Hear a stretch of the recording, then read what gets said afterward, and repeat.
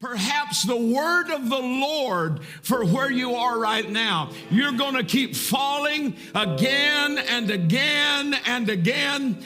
You're going to have the wind knocked out of you again and again and again until you discover what's growing in your garden.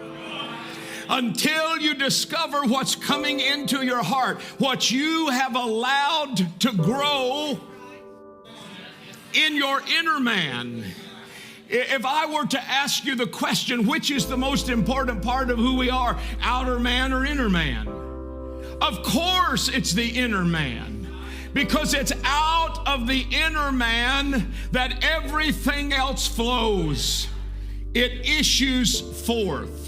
But I want you to know that even in a world gone wild, even in Satan's Eden, there is a place of safety. There is a place of rest. There is a place of pleasure and of delight. And it is in Christ, and it is only in Christ. And it's not being in Christ in word only or in language that comes out of our mouth, but it's really when the rubber meets the road that we can testify, I'm so hidden in Christ that the waves are not going to take me out. I'm anchored to the rock of ages. I'm planted myself in a place of rest, in a place of pleasure, in a place of delight. So come what may, I know whose I am.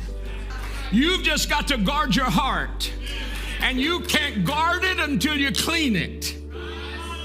You've got to discover what it is that's growing in your heart that's causing you not to be able to get over the wall.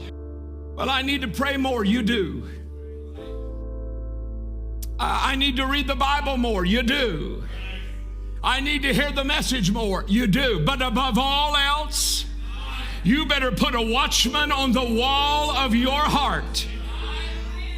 Because your mind, will, and emotions is where the enemy is going to fight you day in and day out. It's not your enemy. It's only the arena. It's only the venue where the battle rages. But blessed be the name of the Lord. It's where the battle rages that the victory is born. It's where the battle is raging that Jesus the victor can come and be Lord. He wants to be Lord. He wants to be your leader. Remember, there is an overcoming bride that is being raised up in this hour.